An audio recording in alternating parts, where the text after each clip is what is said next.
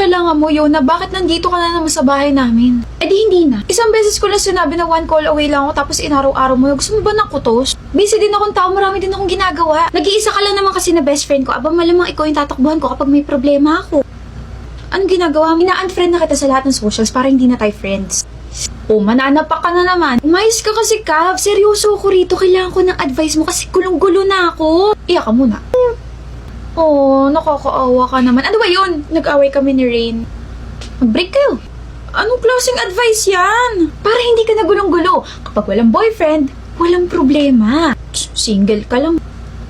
So ito na nga, nag-away kami and I need your opinion kasi yung nangyari, grabe, nakakairita. Bakit hindi mo na naman ako pinapansin, babe? Ewan ko sa'yo. Anong ewan mo sa'kin? Pwede ba yun?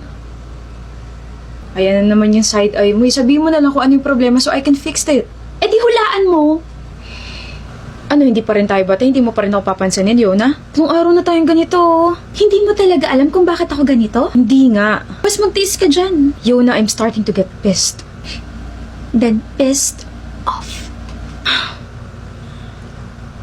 Sinabi mo yun? Oo, paano? Iritang-irita na ako sa kanya. Hindi niya alam kung bakit ako galit sa kanya. Hindi niya alam kung paano ako suyo and like boyfriend kita, you should do something about it. So bakit galit ka sa kanya? Oh! Rain! Can you help me? Ang dami ko kasing dali. Sa office lang to ni ma'am. Ako na. Thank you. Sorry sa abala. Yun yung dahilan kung bakit ako galit kay Rain. Kasi yung babaeng yun, alam ko may gusto siya sa kanya. Kahit sino masasabi na may gusto siya sa boyfriend ko. Tapos he was like, akin na tulungan na kita. Nakakairita, diba? Nakakainis. I think he's flirting with her. Yun lang? Anong klaseng response yan? Anong yun lang? Teka lang ha. Galit ka sa boyfriend mo kasi may tinulungan siyang ibang babae. Nakakaselos kaya? Yona, that sounds like a you problem. What? Wait. You're supposed to be on my side, Cav. Ako to si Yona. Best friend mo ako, so bakit ka kumakampi kay Rain? Bakit sinasabihan mo ko na ako yung problema? Totoo naman na ikaw yung may problema eh. I-comfort mo ako. Ayoko nga. I want to confront you instead of comforting you kasi at this point, ganito yung brain mo. Cav! Ganito kasi pagkakanarate mo sa story. Maraming dala mabibigat yung babae na padaan yung boyfriend mo tapos sa tingin mo naglalandian sila. Ngayon ang tanong ko, nakita mo ba na she was struggling when she asked for his help? Oh, di sa tingin ko ikaw yung may problema kasi sa pagkakaintindi ko, he helped the girl kasi nagpatulong si girl and he did that out of kindness. I mean, tapos hindi mo pa sinasabi kung bakit ka galit sa kanya. Ang pagiging toyo and hindi ginagawang personality, Yona. Hindi ba dapat he should be aware sa mga ganitong bagay kung bakit ito yung mga nararamdaman ko, kung bakit ako biglang tahimik lang, ganito. Untog ko kaya yung noo mo dito sa palad ko. Boyfriend mo siya at hindi manghuhula. Kung gusto niyo magtagal, makinig ka sa akin. Sabihin mo lahat ng mga napapansin mo sa kanya, mga hinanakit mo sa kanya. Hindi yung nagrarant ka sa akin tapos ay expect mo nakakampihan kita. Sabihin mo nga, may boyfriend ka na, no? Utot, na-stress ako sa'yo, ilibre mo ko, ha? Baka matunaw naman yung engagement ring mo, ha? Thank you, Cav. Hindi naman ako yung nag-propose, baliw. Hindi ko rin naman binili yan, so ba't ka nagte-thank you? Rain is my first boyfriend, diba? He's patient, he's very kind. Pero akala ko talaga tama yung mga ginagawa ko sa kanya. Tama yung mga sinasabi ko sa kanya. So kung hindi mo ako ni-real talk 8 years ago, oh my gosh, hindi kami aabot sa ganito ni Rain. Hala siya. I know you hate cheesy lines, but you really played a huge role in our relationship, so thank you. Well, sabi nga nila, an honest truth is better than a comforting lie. So you're welcome and happy engagement sa'yo. I love you, best friend. Ew, ang corny mo. Grabe siya kapag sa akin. Ew, kapag sa asawa mo, I love you too. Tandaan mo to, Cav. I raised you. Kaya pala mas matangkad ako sa'yo, no? Ewan ko sa'yo. Pikon. Ayusin mo, Dayan. Ang hirap kaya na sa'yo. Try mo kaya. 나는 달리거나 넘어지거나 둘 중에 하나야 break 없는 bike. Kinalmahan ko na yun, ha? Di ba, ang dali lang? Palibhasa magaling ka kasi sa sayaw eh. Nagpaulan ng talent si Lord sa sayaw, nananaginip pa ako. O tapos? Tapos kakain na tayo kasi nababad trip ka ni. Ayoko na! Hindi ko na kaya. Ang hirap mong turuan. Ang haggard ko na. Ang baho ko na. Ayoko na. Nakakainis ka na. Paano mo nagagawang maging blooming pa rin sa lagay na to? Ha? Kanina pa tayo nagpa-practice tapos ako. Unfair. Crush mo na naman ako, Win. Ano ka ba? Small thing. Gumamit kasi ako ng new and improved Bioderm Bloom, now with Vita Oil plus Vitamin E. Mabango na nga ako dahil sa fresh floral fragrance ito. May protection pa ako sa germs up to 24 hours. Bukod doon, may moisturizing and smoothing pa to. Kaya naman kahit anong stress at inis sa school o kahit saan pa yan, kaya kong mag-relax with the new and improved Bioderm Bloom with Vita Oil plus Vitamin E para tanggal ang stress at inis sa linis na nakakakinis. Wow, galing. Pwede na. Pwede na maging tayo? Pwede na tayo mag-practice ulit. Information nga sa sabon sa ulo mo eh. Sasayo kaya, try natin ah. Ito na po, babe. Master. Shucks. Sayawin mo na. Ayoko nga, nasa public place kaya ako. Ang catchy kaya ng song. Ayoko, baka makita nila ako. Eh, wala naman tao. Tama na! Sasayaw na. Oo.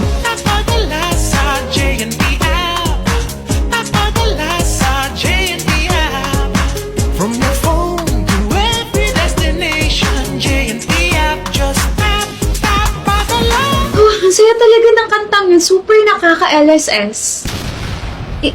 Hindi ako sumasayaw. I mean, sumasayaw ako, pero ginagawa ko lang yun to encourage everyone na i-download yung JNT app. You don't have to explain. Shucks, na-turn off pa yata siya. Eh kasi sa ulo ko rin yung sayaw na yun, hindi mawala sa isip ko. Tapadala sa JNT na. Ibig sabihin, soulmates tayo? Hindi naman kita crush eh. Magpadala kaya ako ng sama ng loob sa mga friends ko gamit yung JNT app. Kakainis, pwede kaya yun?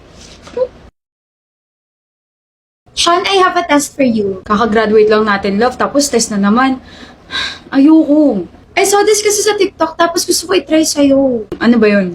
So, I'll pretend na ibang babae ako, tapos I'll flirt with you or something, tapos itetest kita kung paano ka kikilos kapag nangyari yun sa'yo. Ay, sige. Gusto ko yan. Hi! Hi. Failed! You're not supposed to smile! Eh, nag-hi ka sa akin, mahal eh. That's not how it works! Okay. Okay, so kunwari nagpa-party tayo. Hi! Can I buy a drink? Sure. Ano ba yan eh? Inoferan mo ako. I mean, ganda naman kasi talaga yung first meeting natin, di ba? Tinanong mo ako if you can buy my milk tea, tapos I said sure. Pero ibang babae nga ako. Oh, sorry na. Hi! Oh, your hand. Ang lambot. Siya naman eh, bakit tuwang-tuwa ka pa dyan? Eh, hinawakan mo yung kamay ko. Sino bang hindi kikiligin doon? Ayoko na. Hindi na.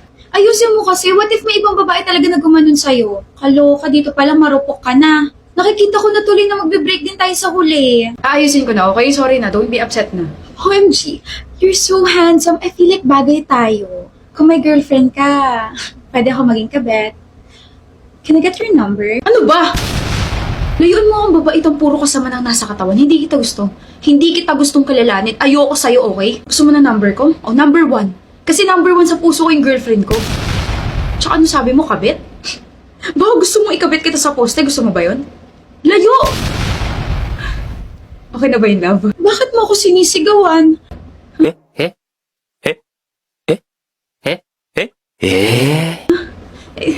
Eh, di ba sabi mo, ibang babae ka na nagtatangka mag-flirt sa akin? Pero ako to, Sean. Girlfriend mo pa rin yung kaharap mo tapos ganyan ka sa akin? Huh? Ako pa? Ako pa mali. Alam mo, ayoko muna makausap ka. Ayoko mo... Dana! Love! Sorry na. Bati na tayo. Aayusin ko na ulit. Hindi. Hindi na natin gagawin tong trend na to. Hindi. I-delete mo na account mo. Wala na tayong gagawing trend forever. Sorry na! Punta kaya tayo amusement park, mahal. Mainit. Punta tayo ibang bansa. Wala pa akong passport, di ba? O nga pala.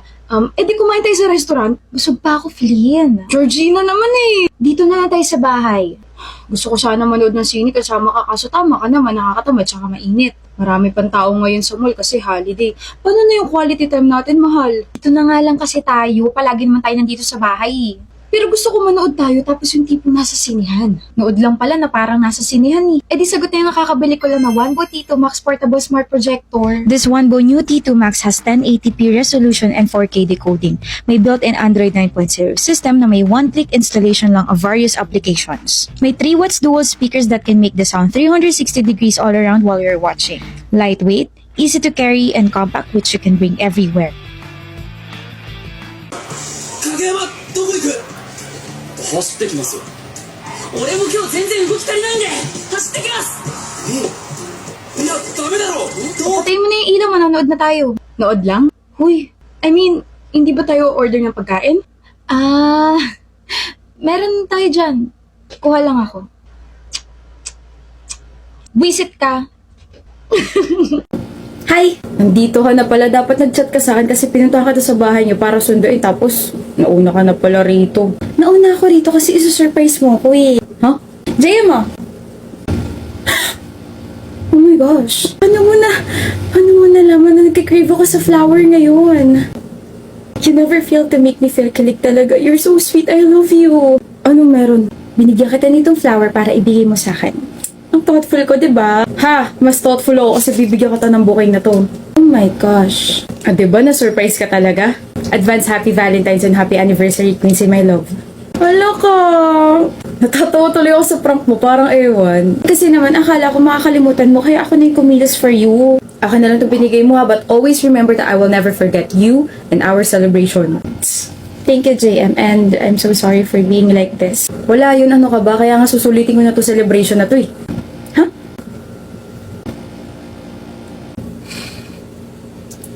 Will you marry me, Quincy?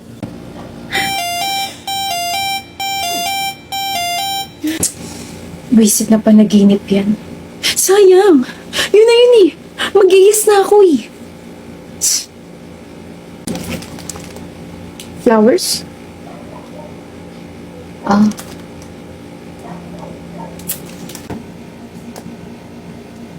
JM. Happy anniversary and it's your second that anniversary. Flowers para pumawi naman yung puntod mo. Alam mo bang napanaginip ako na naman yung nangyari? Me pranking about the flowers when we were in that small restaurant. Tapos you surprised me by giving me a bouquet kasi anniversary natin. Tapos you proposed to me and I was about to say yes. Adap to! Walang tatakbo ha! Walang aalis! Akin na lahat ng mga gamit nyo! Walang mag-uusap! Okay na! I got you. Okay? Paprotektahan kita. Just stay put. Magiging safe ka. Ikaw! Hindi ko sinasadya.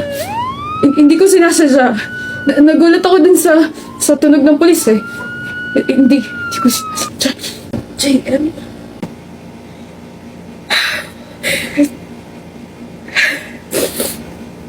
Nabigyan ka naman ng justice.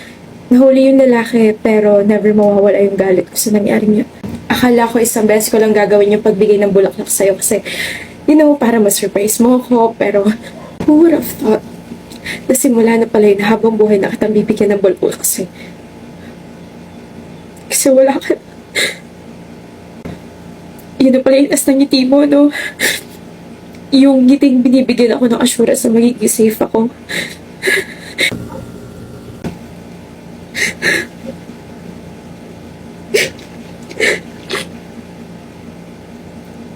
Safe ka ako pero wala ka naman.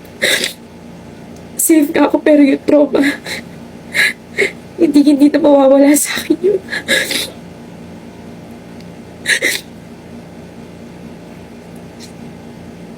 I miss you, Jane.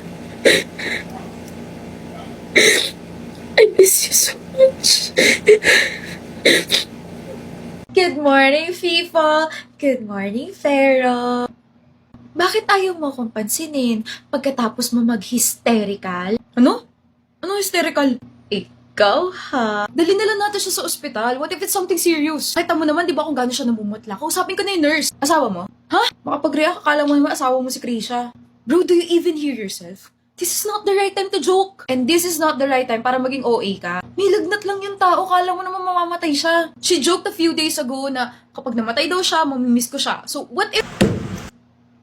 Bakit mo ako binatukan? Before ka pa pumasok sa school na to, ganyan na siya mang guilt trip. Nasabihin niya na rin kami na wala siyang sakit o ano. Lagnat lang yung meron siya, pre. Huhupa din yun bukas. Seryoso ba? What if she's lying? Eh di mamamatay siya. Ano ba, pre?